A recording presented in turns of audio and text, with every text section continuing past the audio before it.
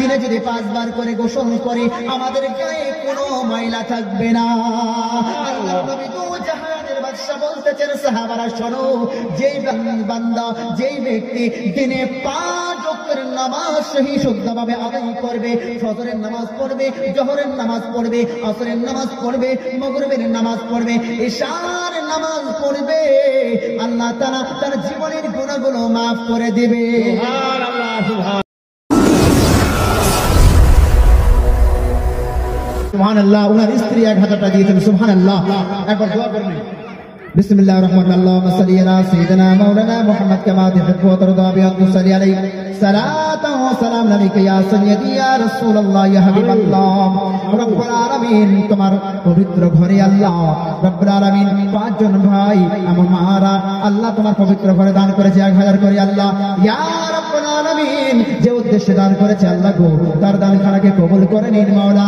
রব্বুল আলামিন এই দানগুলোকে আল্লাহ সাদকায়ে জারিয়া বানিয়ে দিন, খেতে বাড়িতে বরকত দিন। যারা দুনিয়া ছেড়ে চলে গিয়েছে মাওলা, পিতামাতা দাদা আত্মীয় ভাই বেরাদার রিশতেদার মাওলা, যারা দুনিয়া ছেড়ে চলে গিয়েছে মাওলা তাদের প্রত্যেকের কবরে পৌঁছে দিয়ে আল্লাহ তাদের সকলকে জান্নাতবাসী করে দিন। ইয়া রাব্বুল আলামিন মাওলা তোমার যুবক ভাই আল্লাহ তোমার যুবক বান্দা বান্দি এখানে অনেকে উপস্থিত রয়েছে মাওলা, তাদের সকলকে মাওলা দ্বীন ইসলামের খেদমত করার তৌফিক দিন, বেশি বেশি দান করার তৌফিক দিন আল্লাহ। তাদের প্রত্যেকের অন্তরে আল্লাহ তোমার নবী রাসূলের মুহাব্বতকে গেঁথে দিন। জোরে বলুন আমিন। রব্বিল ইজ্জাতি আম্মা ইয়াসিফুন, আসসালামু আলাল মুরসালিন, ওয়ালহামদুলিল্লাহি রাব্বিল আলামিন। আমিন। সুবহানাকা লা ইলাহা ইল্লাল্লাহু মুহাম্মাদুর রাসূলুল্লাহ সাল্লাল্লাহু তাআলা আলাইহি ওয়াসাল্লাম। 600 টাকা নগদ, 400 টাকা বাকি, 73 নম্বরে ঘুরে। সুবহানাল্লাহ। আল্লাহ যেন তার দান খানা কবুল করেন। আমিন সুম্মা আমিন। নামাজ কে বলো না কাজ আছে, কাজ কে বলো আমার নামাজ আছে। সুবহানাল্লাহ। সুবহানাল্লাহ বলবেন না? কষ্ট হচ্ছে? একবার জোরে বলুন সুবহানাল্লাহ। যুবক ভাইরা চাচারা একবার হাত খাড়া করে বলুন তো ইয়া রাসূলুল্লাহ। নামাজ কে বলো না কাজ আছে, কাজকে বলো আমার নামাজ আছে। নামাজকে বলো না কাজ আছে, কাজকে বলো আমার নামাজ আছে। নামাজ বিহীন পরপারে কি জবাব দিবে তুমি খোদার কাছে? নামাজ ছাড়া কি আল্লাহর কাছে জবাব দিতে পারবেন? বিনা নামাজে যদি চলে যান। নামাজকে বলো না কাজ আছে, কাজকে বলো আমার নামাজ আছে। নামাজ বিহীন পরপারে কি জবাব দিবে তুমি খোদার কাছে?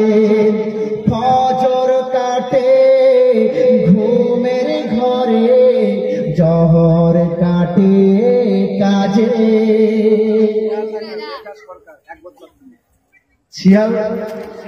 শিয়ালডাঙ্গা রেজা সরকার 1 বস্তা সিমেন্ট দিয়েছে, 1 বস্তা সিমেন্ট। সুবহানাল্লাহ। আল্লাহ যেন তার দানকে কবুল করুন। আমিন সুম্মা আমিন। একবার মহাব্বতে বলুন সুবহানাল্লাহ। ফজর কাটে ঘুমের ঘরে, জহর কাটে কাজে। সুবহানাল্লাহ বলবেন না? সুবহানাল্লাহ। ঘুম লেগে গেছে? একবার হাত খাড়া করেন, বলুন সুবহানাল্লাহ। ফজর কাটে ঘুমের ঘরে, জহর কাটে কাজে। আসর কাটে খেলায় ধুলায়, মাঝেরিব মাঝে মাঝে। এই ছন্দগুলো কিন্তু একটু মিলিয়ে নেবেন, ছন্দগুলো একটা জীবনের সাথে মিলিয়ে নেবেন। সত্যি কিনা?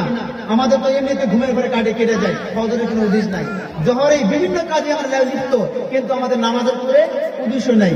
আসল টাইমতে এমনিতে চায়ের দোকান আর বাজার ঘাটে ঘোরাঘুরি, আমাদের কোনো নামাজের কোনো খেয়াল খবর নাই। খুবই সুন্দর ভাষা বলছেন। একবার নবীর মোহাম্মদ বলুন সুবহানাল্লাহ। ফজর কাটে কাটে কাজে, আসর কাটে খেলাই দোলায়, মাগরিব মাঝে মাঝে। এশার সময় হয়ে গেলে, এশার সময় হয়ে গেলে থাকো তুমি নিচে দুনিয়ার পিছে, নামাজ কে বলো না কাজ আছে, কাজকে বলো আমার নামাজ আছে, নামাজ কে বলো না কাজ আছে, কাজকে বলো আমার নামাজ আছে। নামাজ বিহীন পরপারে কি জবাব দেবে তুমি খোদার কাছে? নামাজ বিহীন, নামাজ বিহীন পরপারে কি জবাব দেবে তুমি খোদার কাছে? আল্লাহর নবী দো জাহানের বাদশা নবী মুস্তাফা বাড়ি থেকে বের হলেন। বাবা বের হওয়ার পরে ঠান্ডার সময় ছিল, বিশ্ব নবী সাল্লাল্লাহু তাআলা আলাইহি ওয়াসাল্লাম একটু এগিয়ে গেলেন, যাওয়ার পরে একটা গাছ দেখতে পেলেন। গাছ, ওই গাছটার দুইটা ডাল ধরে বাবা আমার বিশ্ব নবী সাল্লাল্লাহু তাআলা আলাইহি ওয়াসাল্লাম হিলাতে লাগলেন। জোরে বলুন সুবহানাল্লাহ। দূরে সাহাবী আবু যার দাঁড়িয়ে ছিল। আল্লাহর নবী দো জাহানের বাদশা ওই সাহাবীকে ডেকে বলে, সাহাবী রে, আমি যে গাছের পাতা গাছের ডাল ধরে হিলাচ্ছে, বলো বলো কি দেখতে পাচ্ছ?